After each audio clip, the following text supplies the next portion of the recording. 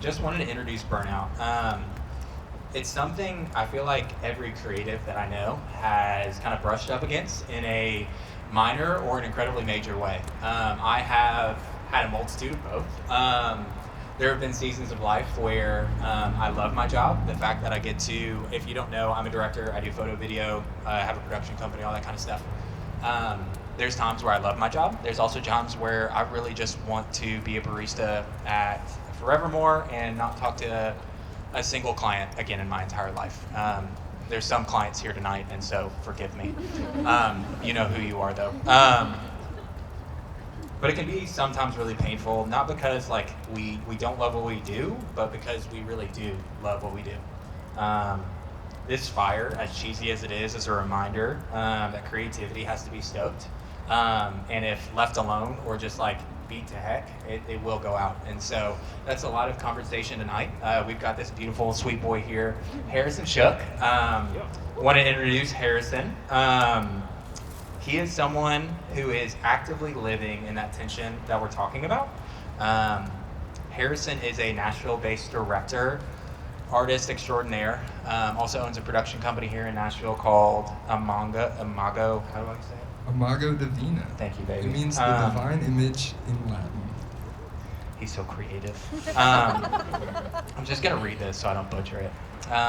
Harrison Shook is a Nashville-based director whose work spans music videos, branded content, short films, commercial storytelling.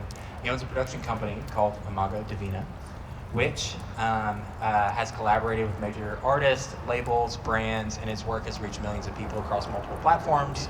But what stood out to me wasn't just the quality of his work, but it's how intentionally he's been living out his life and building out his creative sustainability, thoughtfulness, and he's just a human in the industry that feels really real. Harrison is much younger than you would expect. I've been following his work since he's been in college.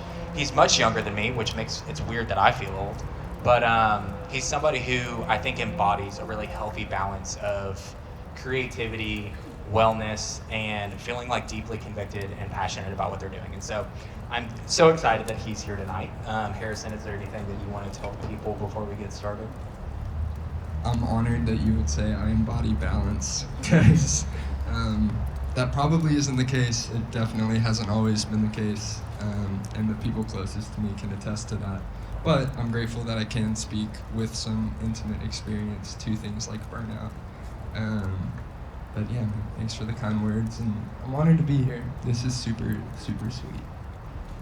When it comes to starting off kind of our questions for tonight, one of the things, I think burnout can mean a lot of things to a lot of people.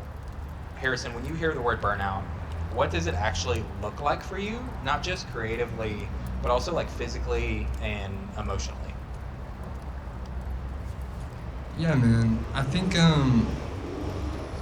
there's few experiences that are as despair-inducing as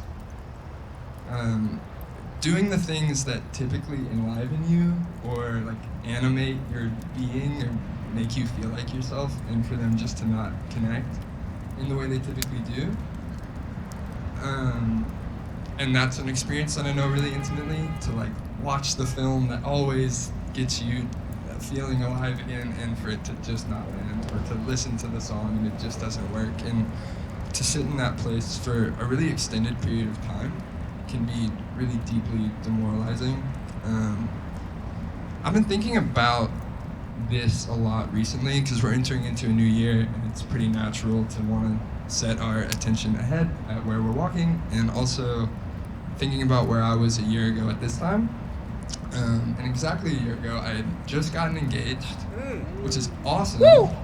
I also, really lovingly, after almost immediately after getting engaged, kissed my fiance goodbye and went to live on some land in Texas in close proximity to my family in a cabin alone, off-grid, because I was completely empty and existentially exhausted and honestly like really, really depressed.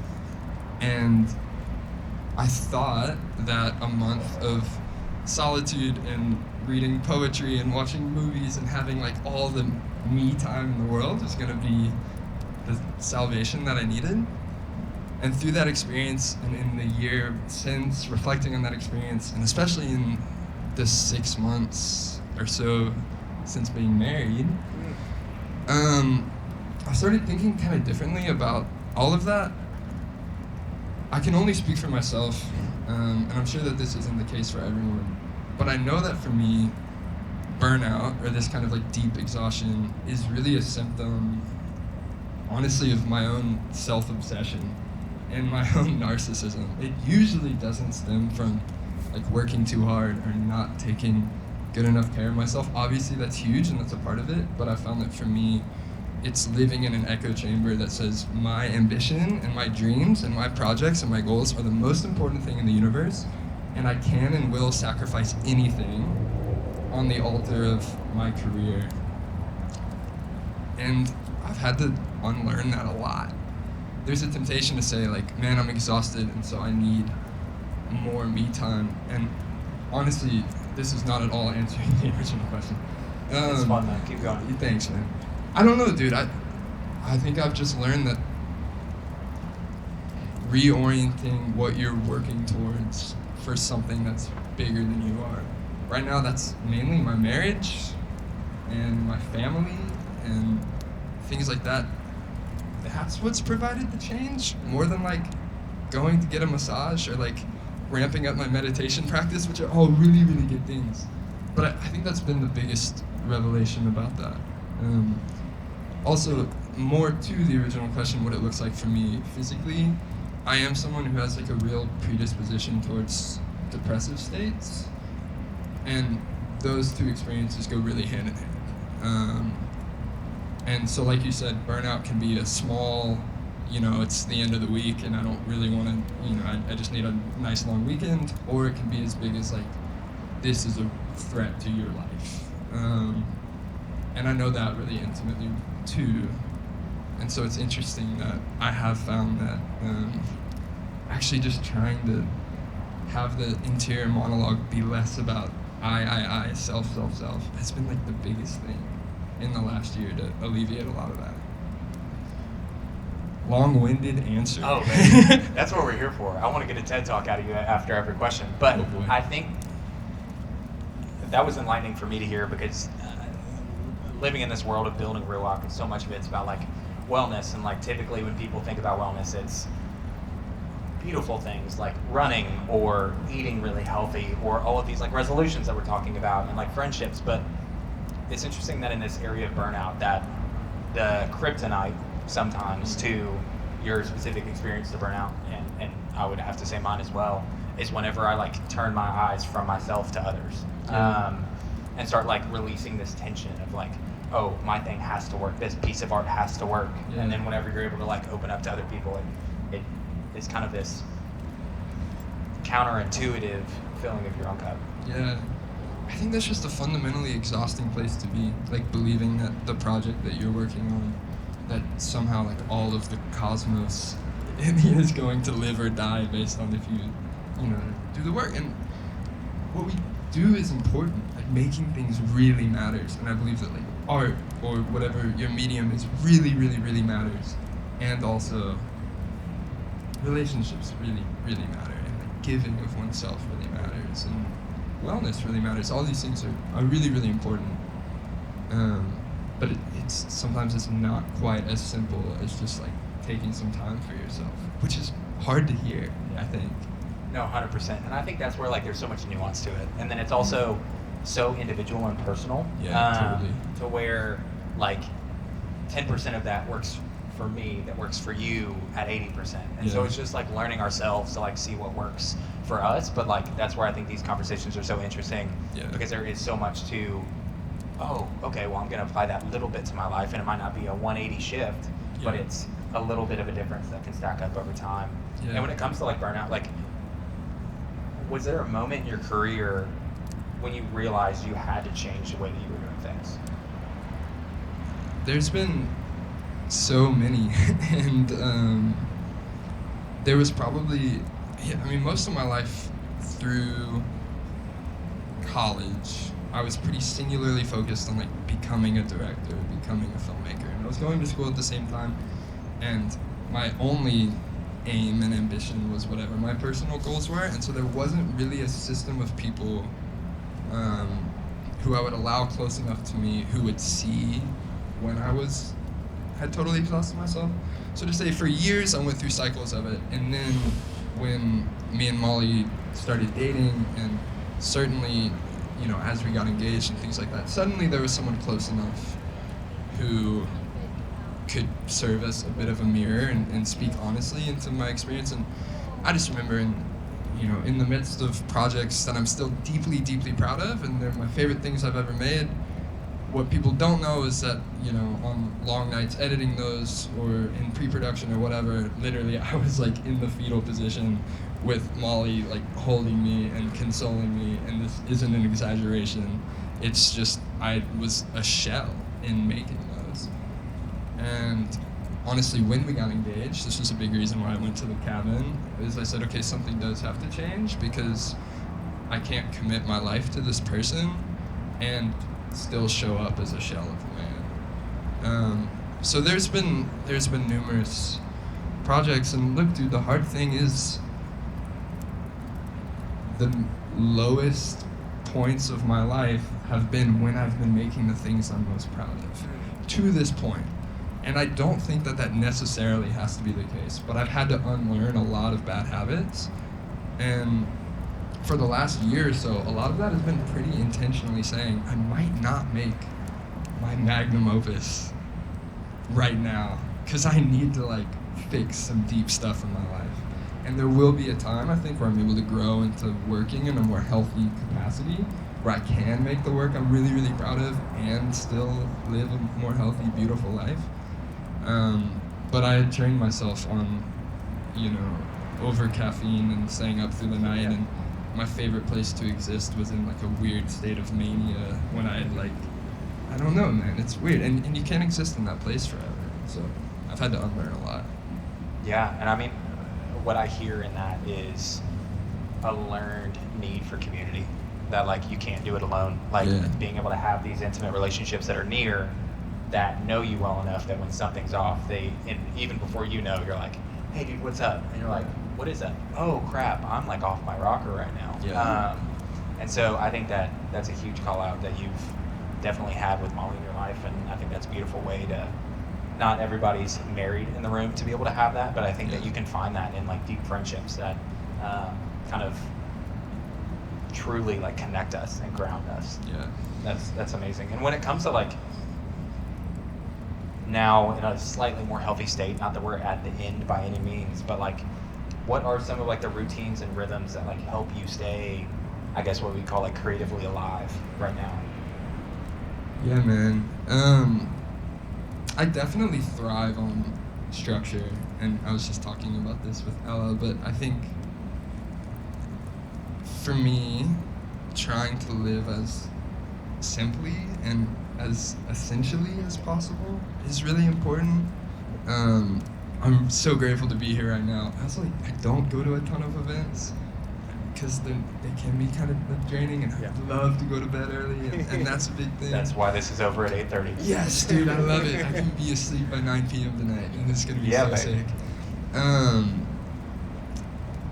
mean, we're talking about wellness. That is a huge part of my life, honestly. I love lifting and running, and to me, those are all elements of a devotional practice or a spiritual life for me. And if I'm honest, as kind of nebulous as it sounds, it all kind of is more of a spiritual practice. The work and the art and lifting and running and all of it.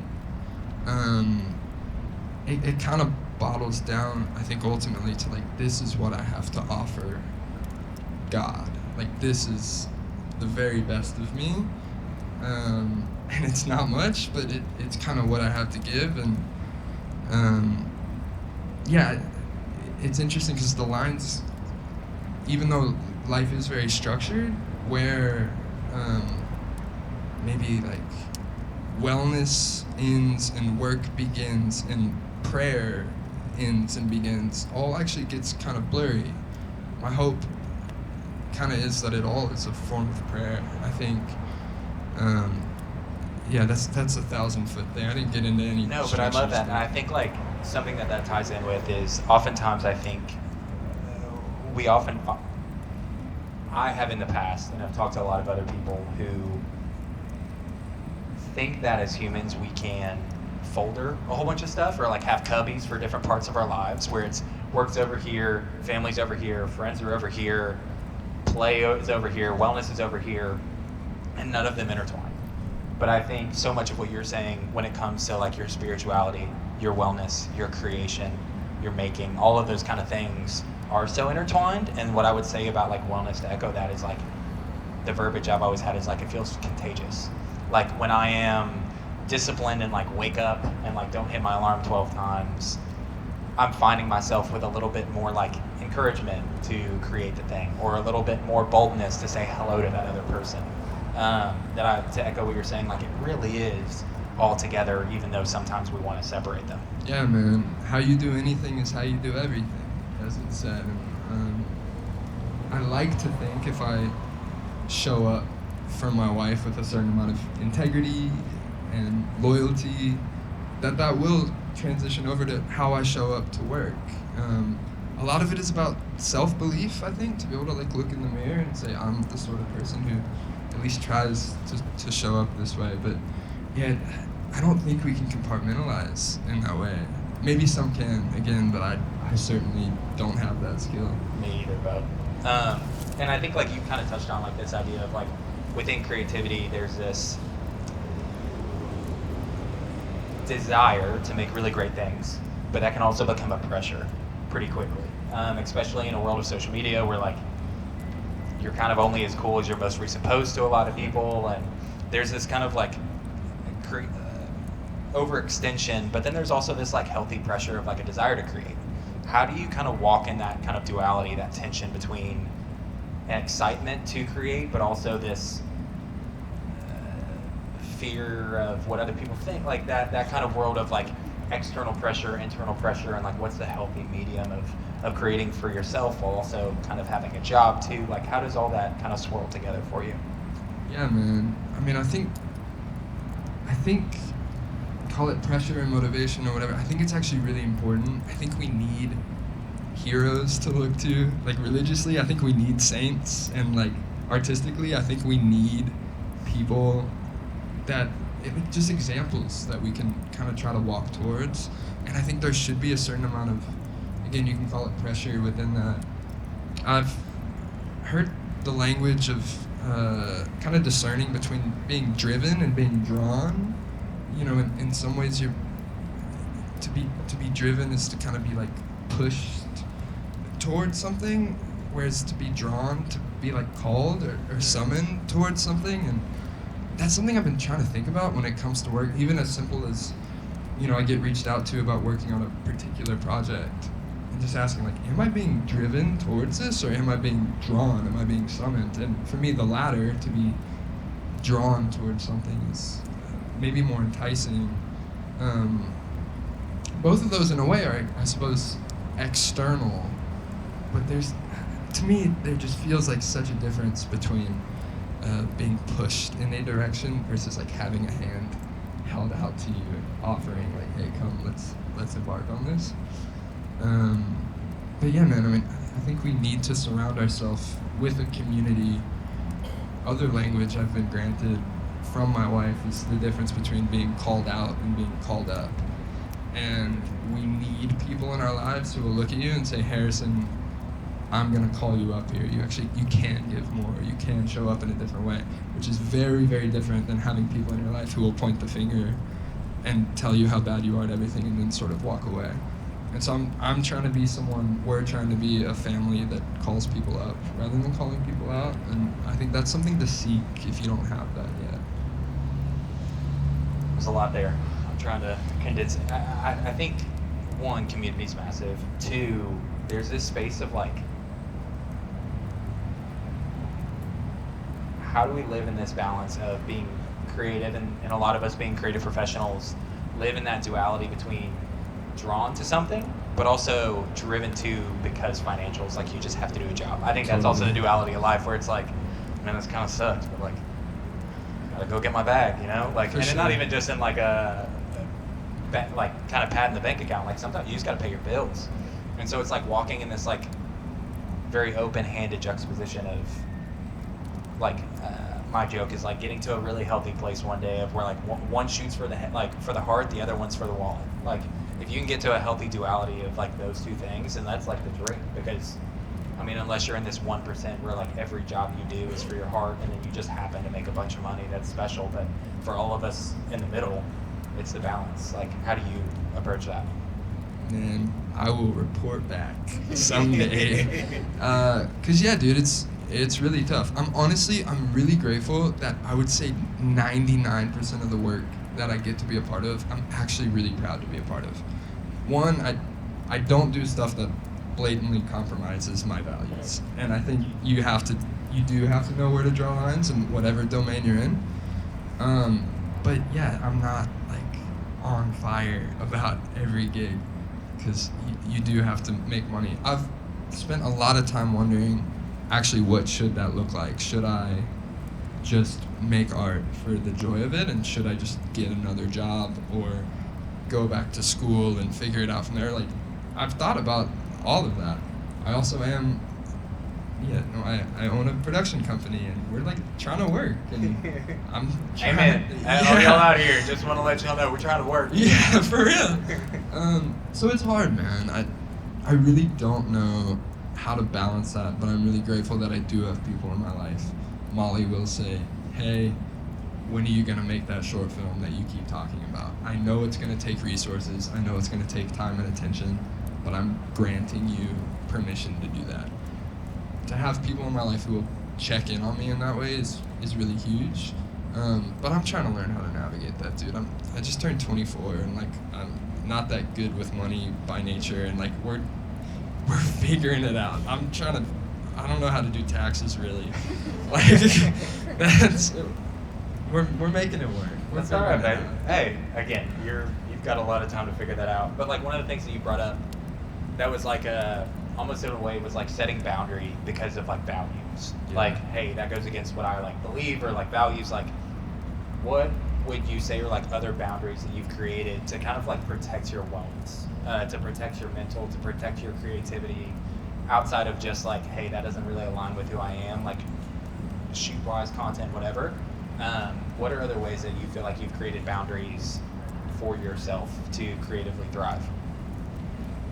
I think there's been times in the past where I've had more hard and fast black and white rules for that. I think I'm trying to exercise discernment. I can be a very radically black and white person. And if I say I'm not going to do a shoot, if it does this, then I will stick to that, and it might not make any sense. I mean, boundaries really, I think the most precious thing that we have in life is our attention, more than time even. And I try to ask that question surrounding work of like, how much actually attention is this going to consume?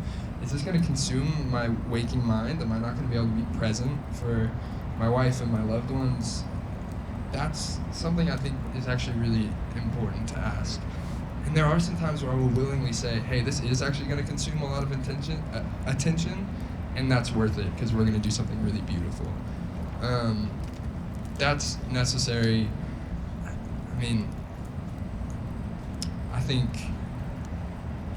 just setting boundaries around, I'm going to spend time with Molly. We've said that we won't go more than 2 weeks without seeing each other, so if it's a big travel job somewhere else, we're just going to have to figure that out and start buying plane tickets and whatever. Just put it as a budget line item.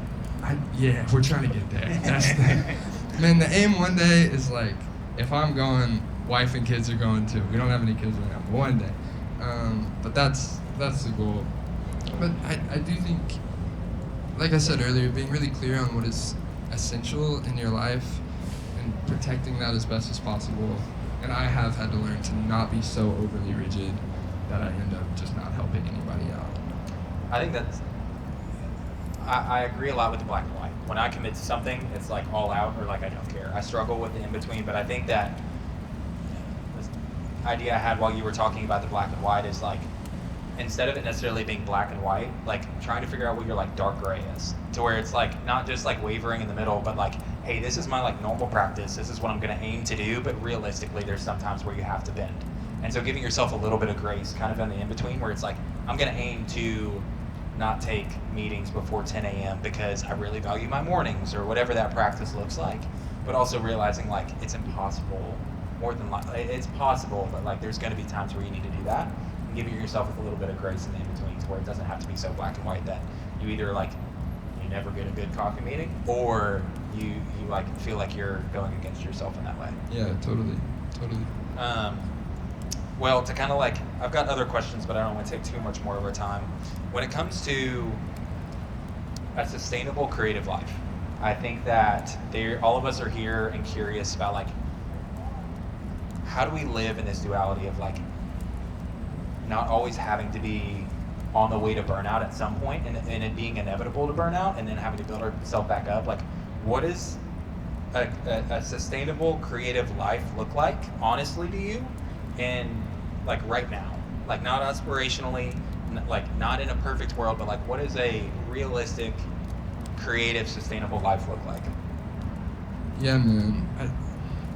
I think first off, that sparks something that I've been thinking about, just around the question of sustainability, which is a word that gets used a lot in a lot of different domains. And I honestly think it's really important to ask the question, what are we actually trying to sustain here?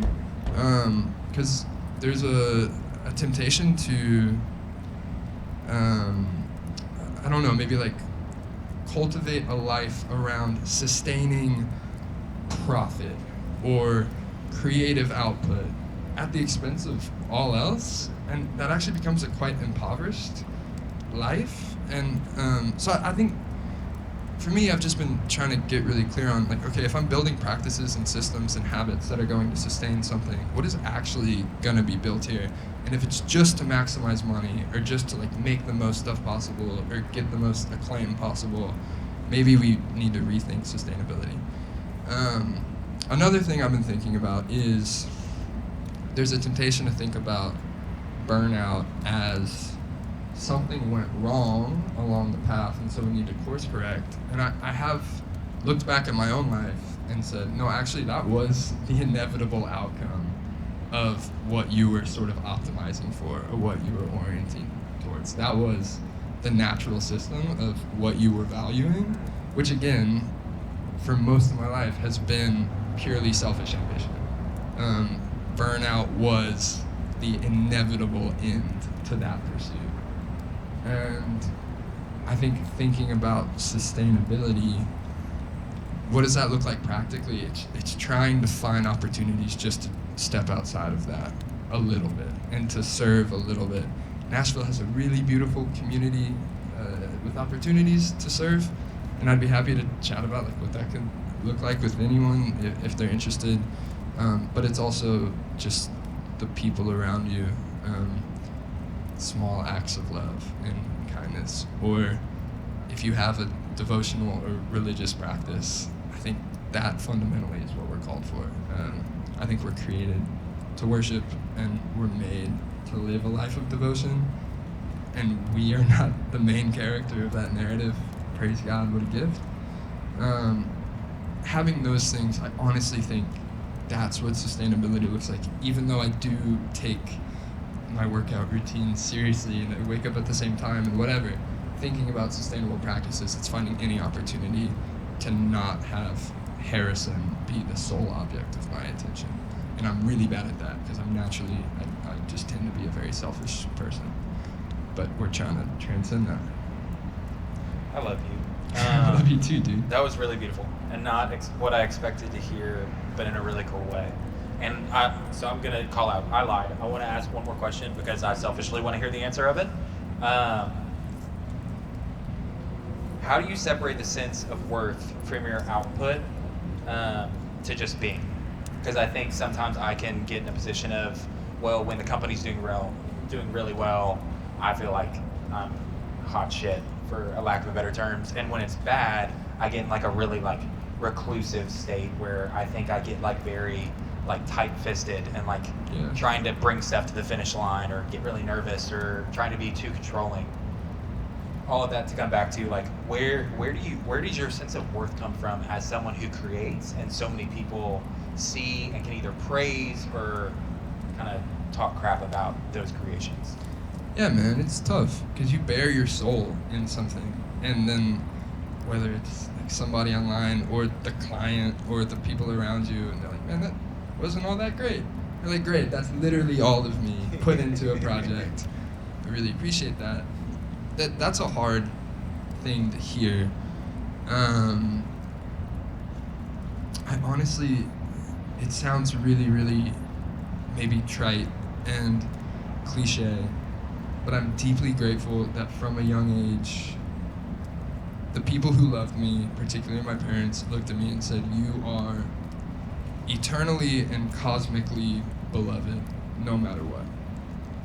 I had that all growing up, and I can't see outside of that lens, and that's honestly my only answer for how I'm able to like retain an unwavering sense of self-worth, is that was just drilled into me, that no matter what happens, you are eternally beloved, and not just by us as parents, but by God. And I'm really grateful that I have that, because I don't know what I would do without that sense of self-belief.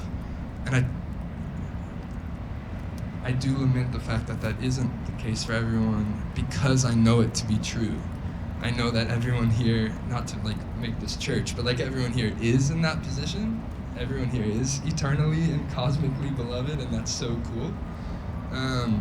But I'm just grateful that I was given that, and that I still have people in my life who can remind me of that. And that takes the pressure off if somebody didn't like my music video. Fair. That's beautiful. Thanks, dude. Thank you, Bubba. All right, so everybody clap real quick. Everybody thank Harrison for Thank you, guys. getting hammered by all of Tristan's questions. Y'all are so sweet and attentive. Now I'm going to open up the floor for a few minutes to the audience. If you all have any questions for Harrison, speak up, say it with your chest, and I'll try to re-say it as well. What is the season I'm currently in regards to sustainability and burnout, and what am I moving towards? I have this really weird sense that I and we, this is my beautiful wife Molly, are at some sort of threshold, and we're about to walk into something new, and I don't really know what that means, but I just keep saying that. And maybe it's because I keep watching like Terrence Malick movies, and they're always like walking through thresholds. And that's just like how I feel all the time. That's my director. Yeah, dude. Terrence Malick's the GOAT. Where am I in regards to sustainability? Honestly, silly as it sounds, I feel pretty good. And like, I'm really grateful to you, and I'm really grateful to the friends around me who are kind of checking in. It's also just the fact of I haven't had a project in a little while that stole my soul, which is good in one way, and also like we've had some time, and I'm ready to devote myself like more fully to something, be it long form or a passion project, or I really want to go make a movie and all these different things. And I feel pretty geared up to do that. And I think I have people in my life who are gonna check in on me. I don't think I'm in a place anymore to become a shell in the process of that, and I'm just really, really stoked to experience what it might look like to make something you're really proud of, and then return home at the end of the day and still feel like a human being. That seems awesome. It's a dream, baby. Yeah, dude. The question is, how do you plan on facing burnout when it comes again? That's a really good question that I should honestly spend more time thinking about, because it's inevitable and it is going to come. I do think, kind of like I was saying earlier, I can look back and see that being burnt out was the inevitable path of where I was walking. I just have this sense that it's less so the case now. And that's mainly not due to any great thing I've done. I just kind of got consumed by falling in love with someone who's like really amazing. And she isn't like my salvation or anything like that, but I have people in my life and a person in my life who checks me and are just like really honest with me and calling me out when I stray from that. I'm really grateful for that. Hey man, I think the answer to that is just trying to look beyond myself when that comes again. And that's not to say like resting and self-care and whatever isn't important, because it's super important. And also to say, my ambition isn't the most important thing in the universe this time. And for me, that burnout voice in my head is just something saying, your dreams, your goals, your ambition is the most important thing in the world. So I think just having people to remind me that that's not the case, and that I'm here for something a little bit bigger. That's really good, and that makes me think of specifically, like, I had a mentor teach me, I think that there's a desire as creatives and as humans to be like these biohacking, perfect, always on, always creating our best work. There's never like a season of stopping. And I think that there needs to be like a clarification that like burnout doesn't mean that like you're not making your coolest stuff all the time. Because I think that there's burnout, which is like a very despair season where you lose the love of your creative and all that kind of stuff. But then there's also seasons where life slows down and you feel kind of like angsty because you don't have work on your plate. When you feel like supposed to have work on your plate, but you just came out of a season where there was a lot of work on your plate. And I think something my mentor taught me a while ago, that like burnout doesn't mean it's quiet. Sometimes quiet is just like the balance of life. I think that life moves in seasons. I think it's built that way. It's beautiful that like we get to see it here in Tennessee. Like there's a physical manifestation of seasons going through.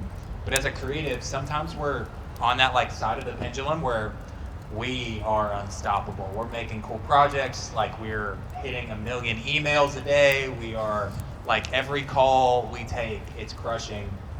But then there's this like quiet season that follows. And I think it feels really natural to get angsty in that. And it's just like, am I burnt out? Like what's going on? Like is the world against me? But it's just like learning to surrender to like be where your feet are. If there's a season where you've got a lot going on, learning to be really okay when there's a lot going on. But also learning to surrender that like not every season's gonna be that. And I'm just gonna learn to rest whenever there is an opportunity for rest.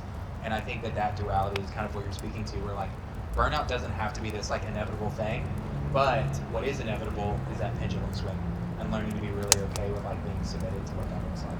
Yeah, dude, I've really come to believe in the cyclical nature of reality itself. As like modern Western people, we think of everything as in linearity, as like time is linear, growth is linear, all these different things. Almost every civilization before us understood time to be cyclical, understood obviously seasons to be cyclical. We're so detached from nature that we can hardly even see that anymore. And so like you said, to understand we're operating in cycles, and that's actually something to like lean into. That's maybe some weird fundamental thing of what it means to be human, is to go through cycles. It's reassuring. Absolutely. Well, sweet. We're at the portion now that you guys have been deeply excited about or loathing. It is discussion time. What I want y'all to do is get in groups of 2 or 3, no more, no less, maybe. But really try to connect with people. If it's somebody you came with, awesome. Look around. One big thing about Brewalk is nobody's alone. And so if there is somebody who is alone, invite them into your group, please. And I will call you out if you don't. So be scared of me. 2 discussion questions. So I'll say them twice so that we can all remember. First one, where do you feel burnout show up first in your life whenever it hits? I'll say it again. Where do you feel burnout show up first in your life when it hits? Second question, what is one rhythm or boundary that you know you need but haven't honored yet? What is one rhythm or boundary that you know that you need but you haven't integrated it yet? Okay.